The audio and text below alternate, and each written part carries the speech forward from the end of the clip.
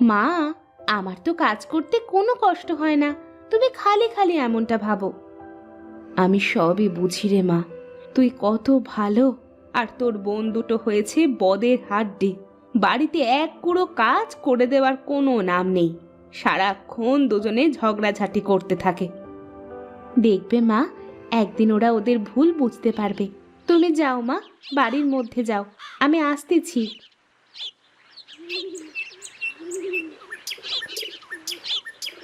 আমার বোন দুটো কবে যে ওদের ভুল বুঝতে পারবে, কবে যে ওরা ঝগড়াঝাটি বাদ দিয়ে মিলেমিশে থাকবে।